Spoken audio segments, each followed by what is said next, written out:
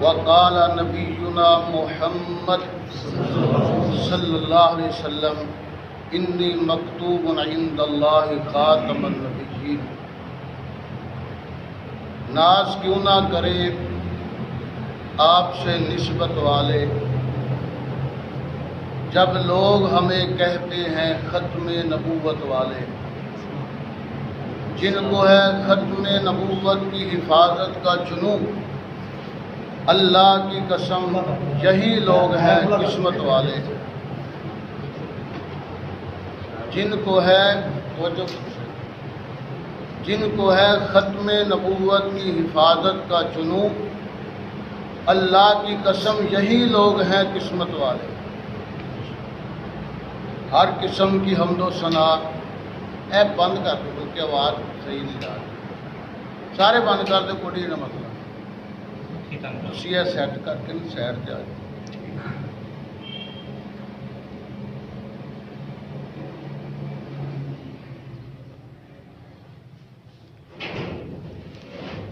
ہر قسم کی حمد و ثنا اس اللہ وحدہ لا شریک کی ذات کے لیے جو سدا بہار بادشاہ ہے، جس کی حکومت کو کبھی زوال نہیں آئے گا۔ انگنت اور لا تعداد درود و سلام صاحب قرآن حامل فرقان امام اعظم قائد اعظم مرشد اعظم محمد رسول اللہ صلی اللہ علیہ وسلم کی ذات اقدس پر۔ سب سے پہلے تو میں اس بات کی معذرت چاہوں گا کہ لیٹ آیا ہوں۔ آپ کے لیے میں نے کل 6:15 بجے یعنی بروز جمعہ 6:15 بجے چیچا وطنی سے بیٹھا تھا۔ بدقسمتی سے یہ راستہ میں نے اختیار کر لیا میلسی والا، تو راستے میں ٹریفک بلاک تھی۔ 5 گھنٹے میں یزمان پہنچا، تو صبح 9 بجے وہاں سے چلا ہوں۔ میں نے حضرت سے فون پر کہا کہ میں چل پڑا ہوں، گاڑی ایسی ملی، بیٹھتے ہی میں نے کپڑے پڑوا لیے پہلے، تو پھر اس کی بریکیں نکل گئی، وہ اس کی ڈسکیں خراب ہو گئی۔ 20-25 کی رفتار پر 2 گھنٹے میں یہاں پہنچا ہوں۔ میں تو کل سے آیا ہوں، اللہ کی طرف سے یہ لیٹ ہو گیا ہوں معذرت اس بات پر۔ صرف آپ کے لیے کوئی میرا اور کوئی کام نہیں تھا، تو گاڑی کی خرابی نے ہمیں بھی خراب کیا، خود بھی خراب ہوئی ہے۔ بہرحال تو امیر محترم مولانا عبدالرشید ضیاء حافظہ اللہ تعالی شیخ الحدیث جامعہ تعلیم الاسلام مامو کانجن، ان کا میرے ساتھ ہی پروگرام تھا، تو وفاق کے پیپر آئے ہیں، ان کی وہ مجبوری بن گئی وہ چیکنگ کے لیے، چونکہ وہ وہاں صدر مدرس ہیں، تو انہوں نے کہا چلو جو ماہ رمضان کے بعد مکمل یہ صادقہ بعد تک جو رکھیں گے انشاءاللہ دورہ، اس میں ساتھ آپ کے جاؤں گا۔ مولانا احمد یار صدیقی ساہیوال والے انہوں نے بھی آنا تھا، بس مولانا اس کے جمیل اجمل گرایا صاحب پنجاب کے صدر ہیں، یہ سارے اپنی اپنی جگہ پر انہوں نے عذر کر لیے کچھ نہ کچھ۔ بہرحال ہم تو خادم حاضر ہیں، انشاءاللہ آ گئے آپ کے پاس۔ آپ کا بہت شکریہ کہ آپ نے یہاں انتظار کیا۔ 10 بجے مجھے یہاں پہنچنا چاہیے تھا، لیکن اتفاقاً مجبوراً میں تو راستے میں تھا۔ بہرحال آپ کو جہاں جن مقاصد کے لیے جمع کیا گیا ہے، یہ چیزیں ہمارے سامنے عیاں ہیں کہ آج وطن عزیز میں جو کچھ ہو رہا ہے، جیسے نبی پاک صلی اللہ علیہ وسلم نے فرمایا کہ مومن کی فراست سے ڈرو، فَإِنَّهُ يَنْظُرُ بِنُورِ اللَّهِ، وہ اللہ کے نور کے ساتھ دیکھتا ہے، یعنی اس سے مطلب ہے کہ اللہ تعالیٰ اسے بصیرت دیتا ہے کہ وہ حالات پر نظر رکھتا ہے۔ آج جہاں ایک مذہبی ہمارے لیے ذمہ داریاں ہیں، وہاں ملکی طور پر بھی ذمہ داریاں ہیں۔ مذہبی طور پر مرشد پاک محمد رسول اللہ صلی اللہ علیہ وسلم نے ارشاد فرمایا کہ اللہ تعالیٰ نے مجھے اس وقت سے خاتم النبیین بنایا ہے، ابھی آدم مٹی میں تھے تو اللہ نے تقدیر کی قلم سے لکھ دیا کہ نبیوں کے جو آخری نبی ہیں، امام ہیں نبیوں کے، وہ آمنہ کے لال محمد رسول اللہ صلی اللہ علیہ وسلم ہے۔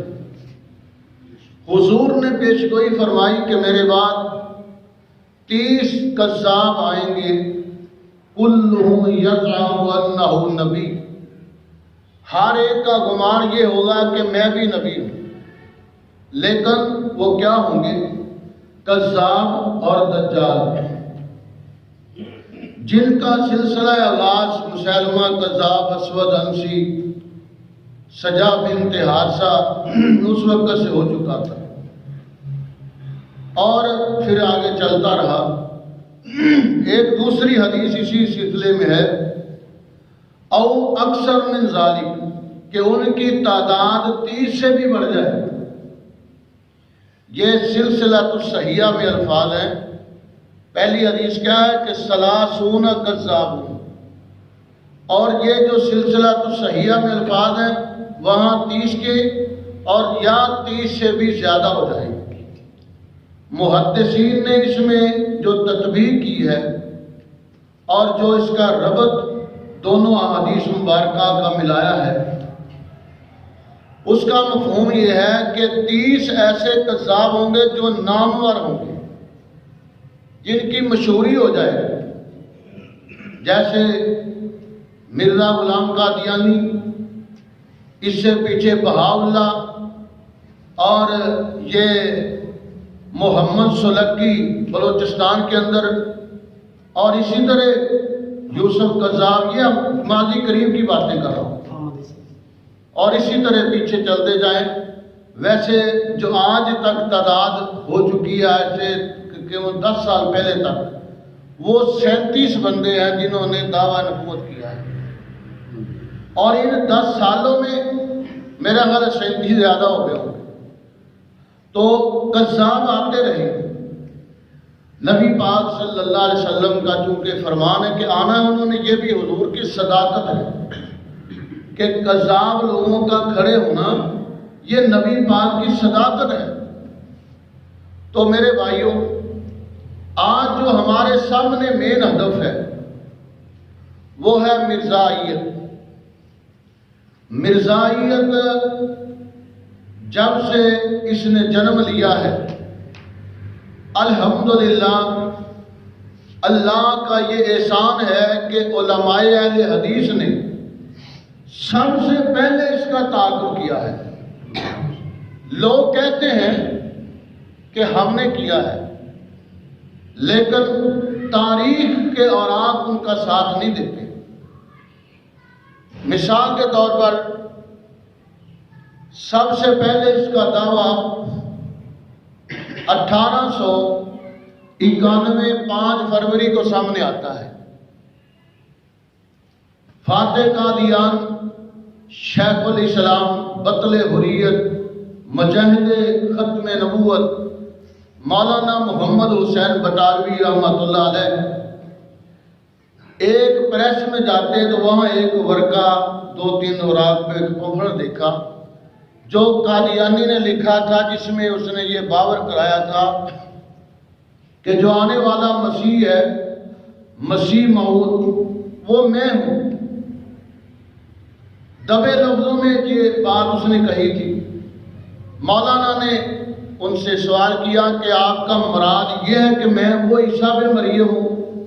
اس نے بڑا سارا ایک ورقہ لیا اور اس میں صرف لکھا ہاں، اس کے علاوہ کچھ نہیں لکھا، کہ جو آپ سمجھے میں وہی ہوں۔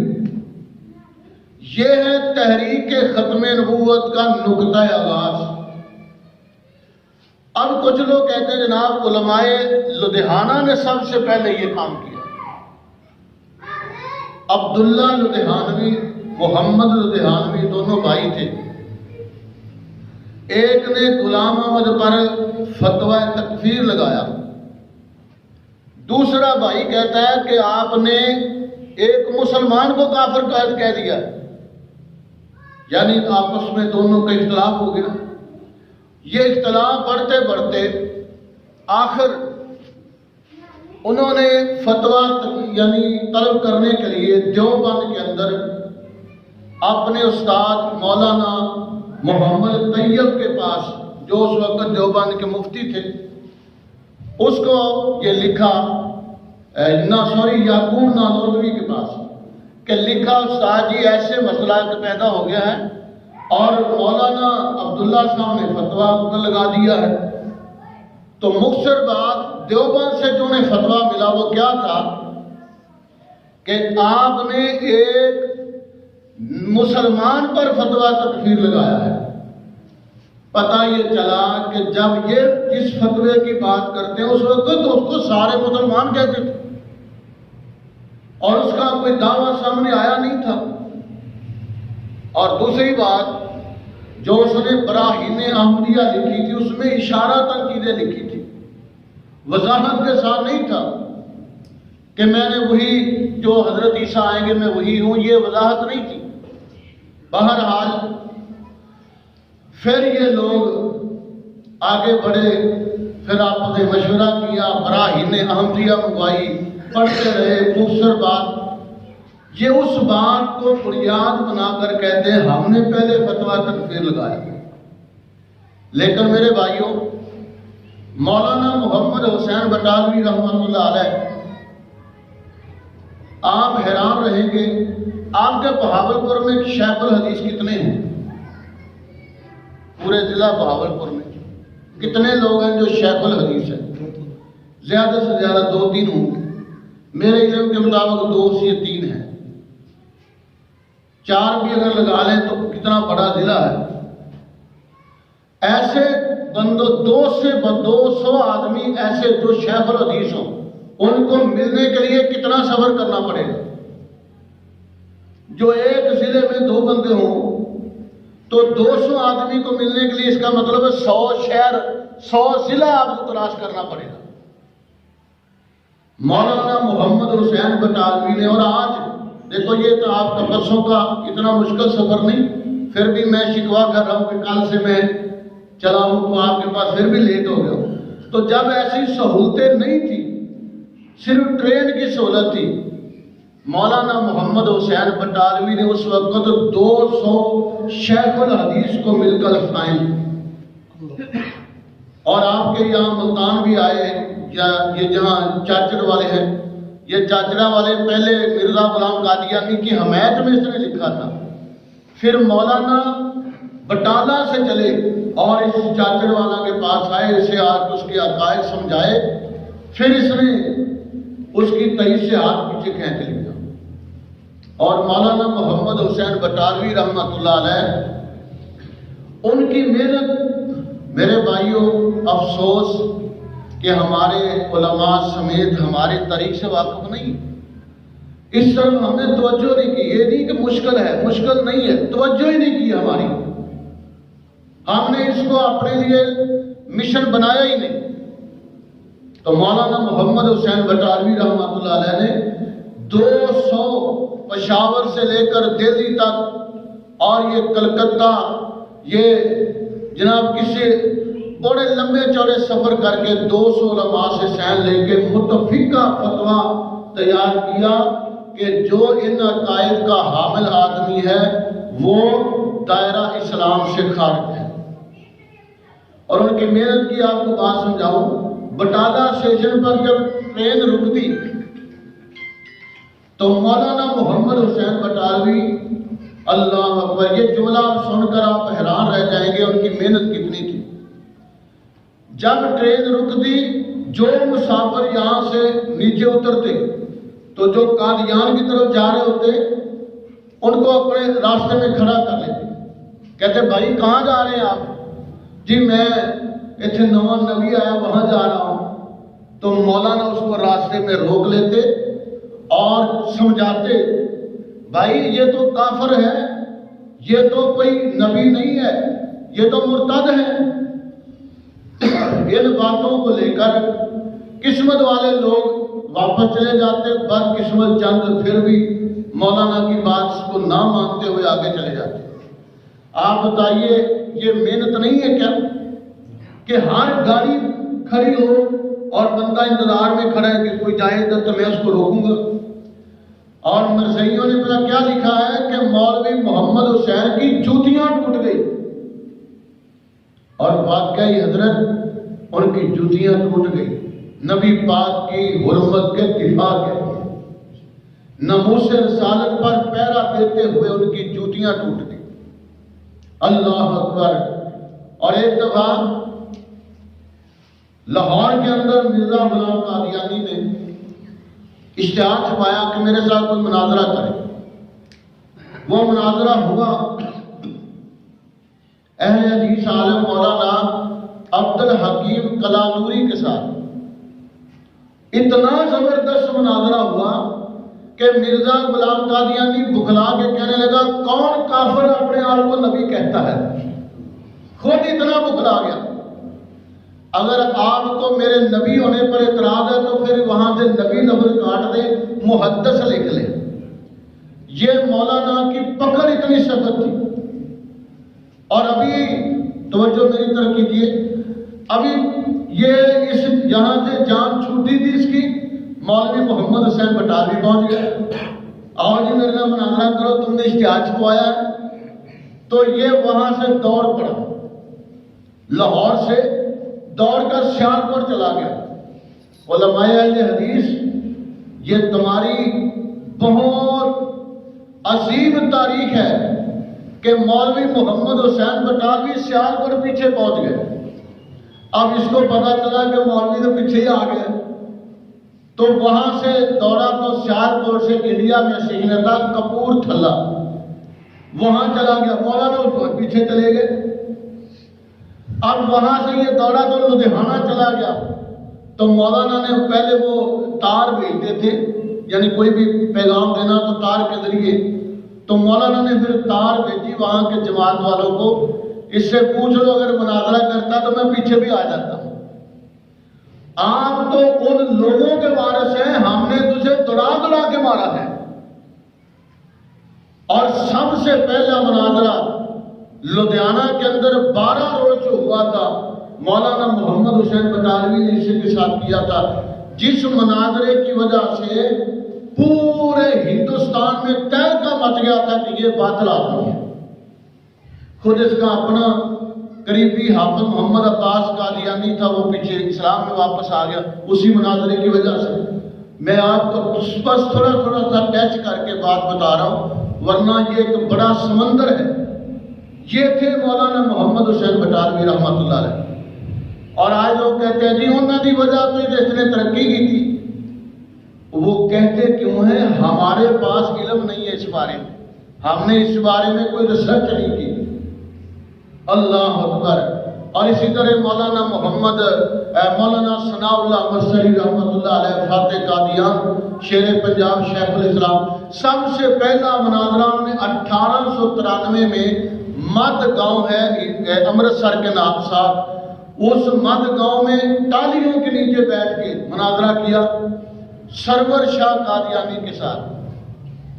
اتنی درگڑ بنائی اس کی، اور اس میں ایک پڑھنے والی وہ چیزیں پڑھا کریں آپ۔ وہاں کیا لکھا ہے کہ حضرت نے جب مناظرہ جیت لیا تو یہ سرور شاہ جو قادیانی تھا یہ بھی بیٹھا تھا، 10-12 اور قادیانی بیٹھے تھے۔ تو شیر اسلام کہنے لگے اے ندی شکلہ دیکھو اے نبی دے صحابی بیٹھے۔ تو یہ بات دیکھ کر سارے لوگ ہنس پڑے، تو ان کی ذلت کی کوئی رسوائی کوئی حد نہ رہی۔ ساری زندگی موت تک اس مناظرے کو قادیانی یاد رکھتا رہا۔ اور مولانا نے کموں پیش 30,000 کتاب لکھی ہے۔ حبیب الرحمان کاندروی دیوبندی عالم نے کہا کہ 30 سال عمر ہو تو مولوی ثناء اللہ کو پڑھا جا سکتا ہے۔ یہ ہمارے اسلاف تھے۔ آپ ان کی کتابیں لیں، یہ تفسیر سنائی، بڑی نقطوں کے بڑے نقاط ہے اس میں۔ عربی کے اندر جو قرآن کی تفسیر ہے وہ بھی بڑی عظیم الشان ہے۔ بہرحال یہ اللہ تعالیٰ جزائے خیر دے ڈاکٹر بہاؤالدین کو، انہوں نے یہ اب تاریخ آپ کے سامنے رکھ دی ہے۔ تو یہ تھے مولانا ثناء اللہ مصری رحمۃ اللہ علیہ۔ آخری الفاظ دیکھیں نا مرزے کے کہ میں اللہ کا سچا نبی یہ بات کہتا ہوں کہ مولوی ثناء اللہ نے مجھے بڑا تنگ کیا ہے، جو ہم میں سے جھوٹا اس کو مر جانا چاہیے، لہذا جھوٹا سچے کی زندگی میں مر جائے۔ یہ 1907 میں اس نے کہا، اور 1908 26 مئی برنت روڈ لاہور پر یہ مرزا غلام قادیانی اپنی اس دعا کی ہوئی کے نتیجے میں گندگی پر مر گیا، اور مولانا 1948 میں فوت ہوتے سرگودے میں 40 سال بعد۔ تو یہ یعنی مولانا محمد حسین بٹالوی، مولانا ثناء اللہ امرتسری اور مولانا عبدالحکیم کلانوری، یہ 3 مناظرے کل مرزا غلام قادیانی نے جو فیس ٹو فیس مناظرے کیے وہ صرف 5 ہیں۔ جو مناظرے طے ہوئے ان کا انجام سامنے آیا وہ کتنے؟ صرف 5 ہیں۔ باقی سارے لوگوں کا اپنا شور شرابہ کہ ہم نے فلاں کیا فلاں کیا۔ 3 مناظرے اہل حدیث کے ساتھ ہیں، ایک عبداللہ آتھم عیسائی کے ساتھ ہے۔ مناظرہ ہو رہا تھا، مرزا غلام قادیانی نے اپنی نبوت جگانے کے لیے کہہ دیا میں اینو جی مقالے دی اینو شکل دینا ہو۔ 15 ماہ کا ٹائم رکھا گیا۔ 15 ماہ کے بعد یہ قادیانی بڑے روئے لیکن اس کو کچھ بھی نہ ہوا، اور اس کے بعد عیسائیوں نے پشاور سے لے کر دہلی تک جلوس نکالے کہ ہم نے اسلام والوں کو شکست دے دی۔ حالانکہ پھر مولانا ثناء اللہ امرتسری اور مولانا محمد حسین بٹالوی رحمۃ اللہ علیہ میدان میں آئے اور کہا یہ تو ہم اس کو مسلمان نہیں سمجھتے، یہ تو کافر ہے۔ تو بہرحال یعنی چوتھا مناظرہ اور 5واں مناظرہ ایک لیکھ رام نامی ہندو تھا، اس کے ساتھ پشاور میں رہتا تھا، اس نے بھی مرزے کو بڑا خلیل کیا۔ وہ اس کے دروازے پہ آ جاتا، دروازہ کھٹکھٹاتا، آ بھی باہر نکل، تو کہتا سے میں اعلان کرا تھا، وہ ہاں میں کہتا تھا اعلان۔ 1 مہینہ تک قادیان میں رہا اور ہر روز اس کے دروازے پہ آ کے دستک دیتا۔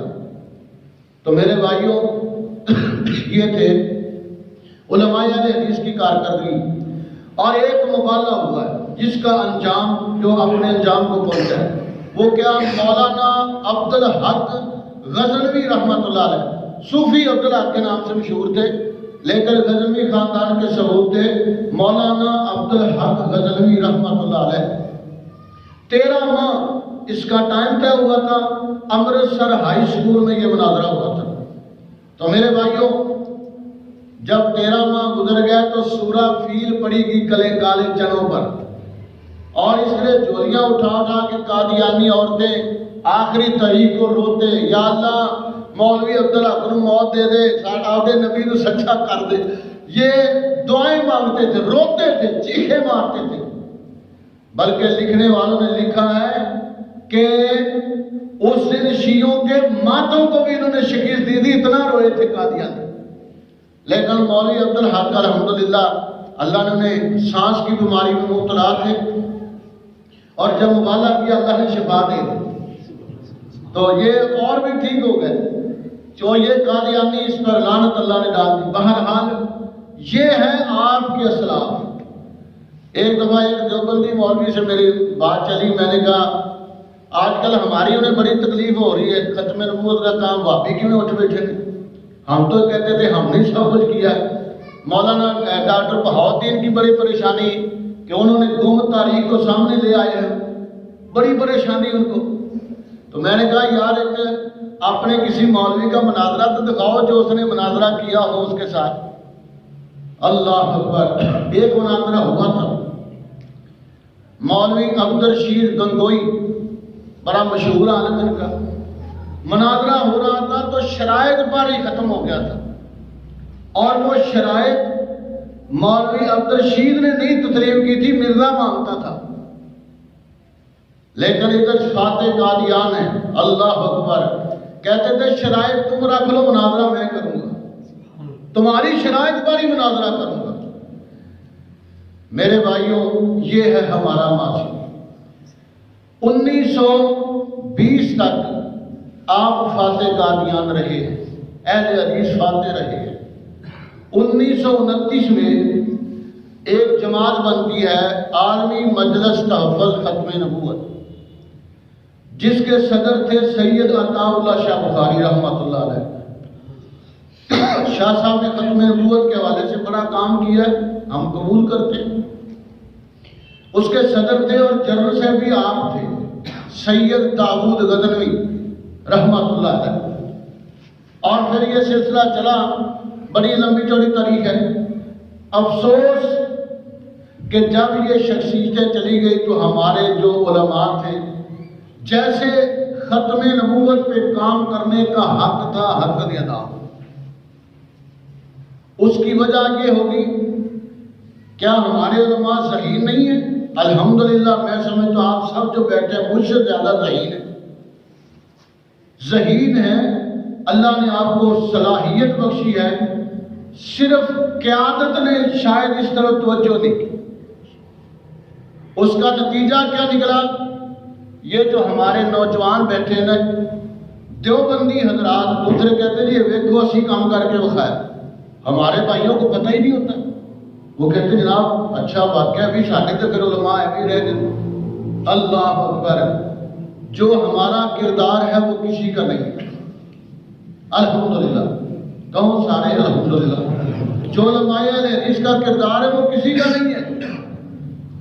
آج یہ ختم نبوت فورم آپ بھائیوں کی خدمت کے لیے، اللہ کے رسول صلی اللہ علیہ وسلم سے حوض کوثر کا جام حاصل کرنے کے لیے، نبی پاک کی شفاعت حاصل کرنے کے لیے میدان عمل میں آئے۔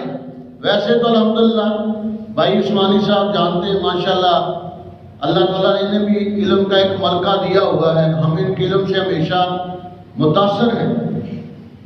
8-9 سال سے یہ 10 سال سے کام کر رہے تھے، اب اس کو اللہ تعالیٰ نے میں سمجھتا قبول کیا ہے کہ شیخ الحدیث مولانا عبدالرشید زیاد صاحب، آپ ان کی زیارت کریں گے، گفتگو سنیں گے انشاءاللہ تو آپ بڑے متاثر ہوں گے۔ ان کو اللہ نے اس کام کے لیے میں سمجھتا منتخب کیا ہے۔ جیسے ان کے ربوہ میں انہوں نے مسجد کے لیے جگہ خریدی، اور محدث پنجاب مولانا عبداللہ عبد چھتوی رحمۃ اللہ علیہ، ان کی وسادت سے وہ جگہ کے پیسے عطا کیے، آج بھی وہ جگہ موجود ہے۔ تو یہ شیخ الحدیث صاحب کا کردار ہے۔ اور اسی طرح فیصل آباد سے ہمارے دوست ہیں مولانا عبید اللہ لطیف، وہ کسی مدرسے سے نہیں پڑھے لیکن قادیانی کی 80 کتابوں کے حافظ ہیں، قادیانیوں کی مکمل کتابوں کے وہ حافظ ہیں۔ ہم بلکہ قادیانی خود کہتے ہیں تو اور بھی کوئی کام کر لیا کہ ساری کتابیں یاد کرتا نہیں تھا۔ تو وہ ماشاءاللہ صحت میں سنگل پتلی ہے۔ ان کو ہم نے پیغام ختم نبوت کے نام سے ایک رسالہ جاری کرنے والے ہیں، انشاءاللہ ماہ رمضان سے کوشش ہے کہ پہلے ہی آ جائے، ورنہ 2-4 ماہ رمضان تک آ جائے انشاءاللہ۔